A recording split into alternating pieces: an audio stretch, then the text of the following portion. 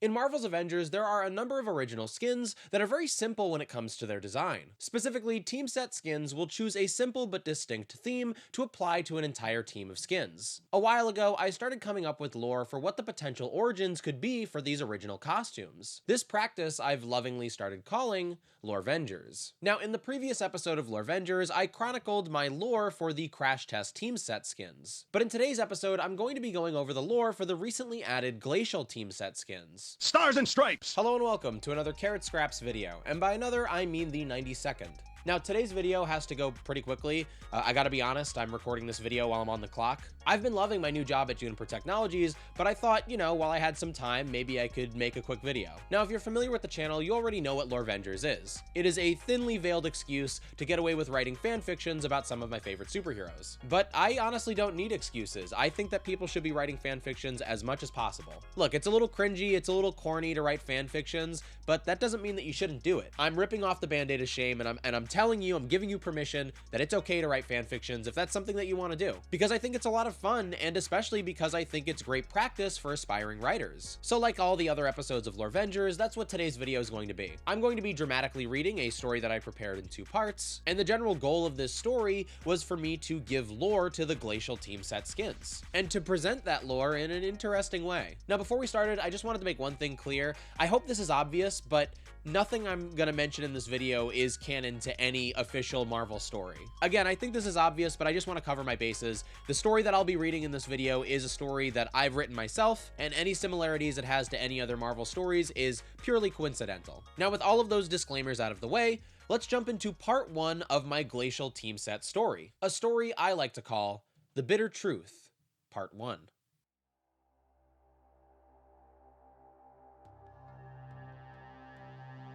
It was a dangerous idea, but at the time, we didn't have many options.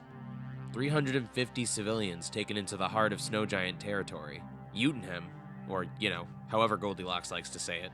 The hostages didn't have much time, and if the Avengers had any hope of rescuing them, they needed to be at peak efficiency. That's the only reason we ever even considered the serum. We were convinced that that serum would protect us from the harsh winter conditions. Conditions that had gotten even more dangerous after the mass kidnapping. The way the serum worked is it would temporarily protect our bodies from the harsh weather, and ensure that our stamina and fortitude was strong for the final fight. They explained to us that while the serum was in our system, we would also possess mild cryogenic abilities, and none of us had any reason to doubt that claim.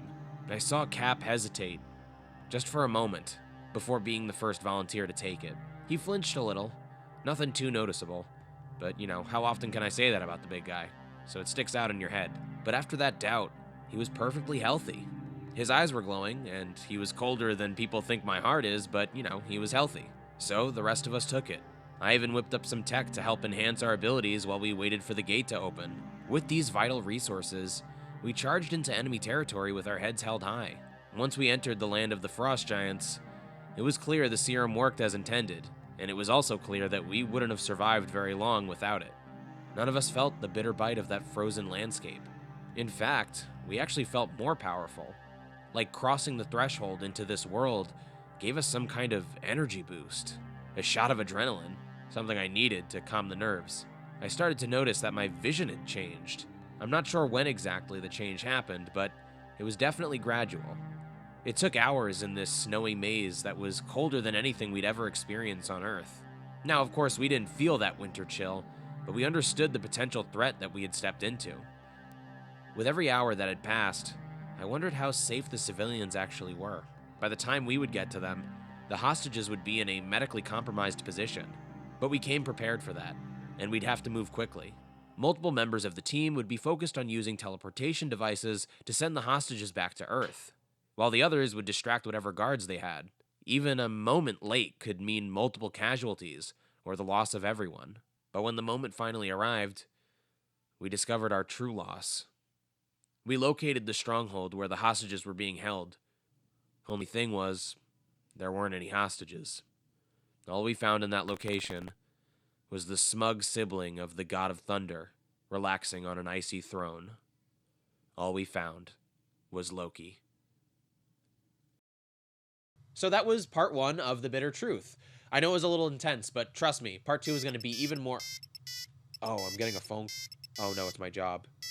Oh, give me 1 second, I have to take this. Hello?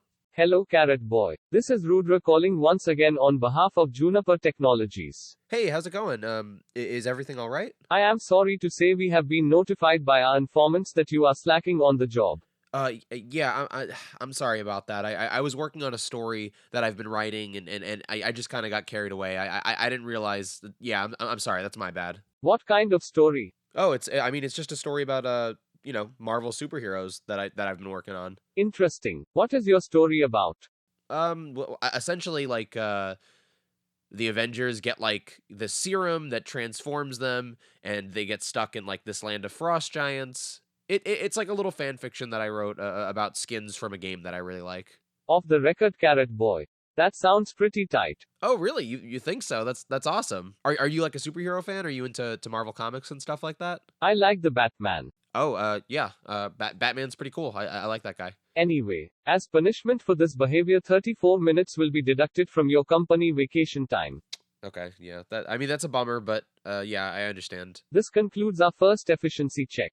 Thank you for being a part of Juniper Technologies. Our roots grow deep within the soil. Please look forward to your shorter company vacation.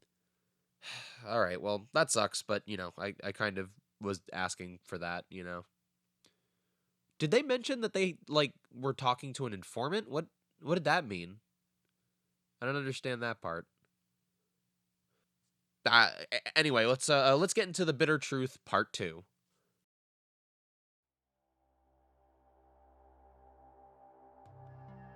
My newly frozen heart sinks as I begin to understand the situation. My brother begins to inform myself and my team exactly how he duped us. He explains the details of how pleased he was with his deception as it becomes clear that the serum we were administered was not temporary. After this realization, his meaningless bragging blurs to nothing in my mind. Moments of listening to the static of my brother's voice, until, suddenly, the anger in my voice can be heard from miles away, far louder than any thunder I could summon. I strike my mischievous brother, over and over, but the pain and the anger, it does not subside. The other Avengers allow my brutality, for moments more than I'm sure they would have liked, but my allies were grappling with their own emotions, recovering from the shock of the situation. Suddenly, arms grab me from behind. I'm held back by the youngest of our group, Kamala Khan. Miss Marvel begs me to cease, but my rage does not allow me to comply. Impact after impact upon godly flesh. I didn't care what happened to my brother beneath my hammer. It was only when she began to weep that I stopped. I fell to my knees and allowed the silence to flood over me. My brother, beaten, bleeding, and broken, stumbles to his feet with laughter in his voice, mocking our predicament, reveling in the fact that our blood was now closer than it had ever been.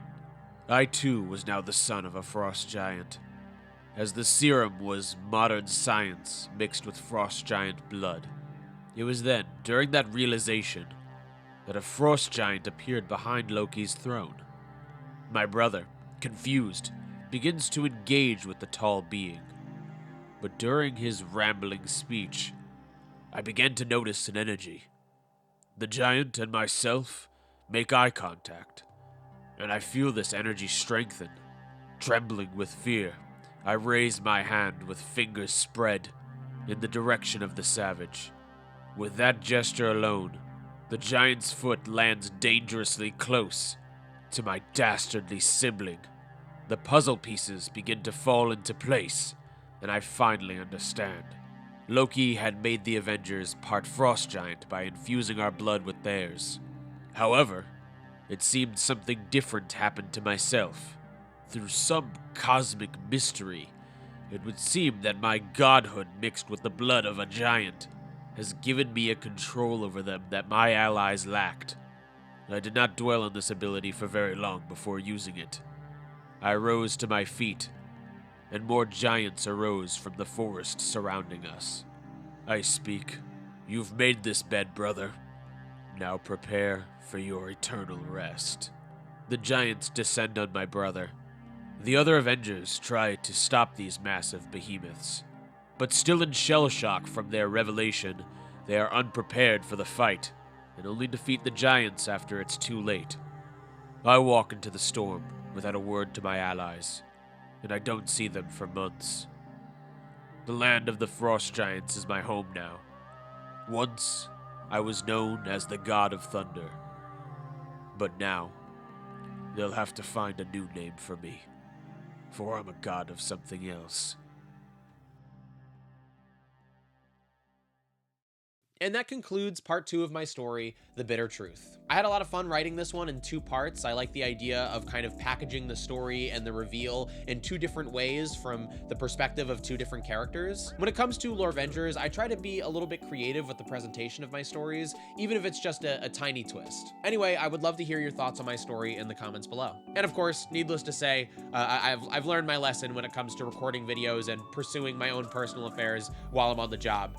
And to anybody else who works or who goes to school, I wouldn't recommend doing what I did in this video. However, what I absolutely do recommend is writing fan fiction. Again, like I said earlier and like I've said before, I think it's a really good exercise for those of you who are interested in creative writing. People will say it's silly, and it totally is, but don't be afraid to embrace the silly. If it's something you genuinely enjoy, who cares if it's silly? And if it's something that'll get you better at your craft, then maybe it's worth it. I'm really happy that since I've started Lorevengers, it's something that's caught on, and a lot of other people have started writing their own stories. And I hope that people will continue to write these stories in the future. Anyway, that's gonna do it for this video. If for some reason you enjoyed this video, don't forget to give it a like and to subscribe to my channel for more. As regular viewers know, I make a variety of content on my channel, and I'm always gonna make the videos that I wanna make. But if you see something you enjoy, make sure to let me know, and I'll try to prioritize that kind of content in the future. If you wanna watch me play video games live, check me out on Twitch at twitch.tv/carrotscraps, and all my other social media, Twitter, TikTok, and Instagram are at carrotscraps as well. So I wanna thank you again so much for watching,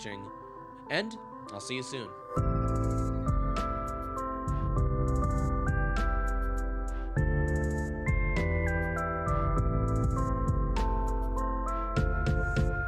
This comic has nothing to do with the story that I read today.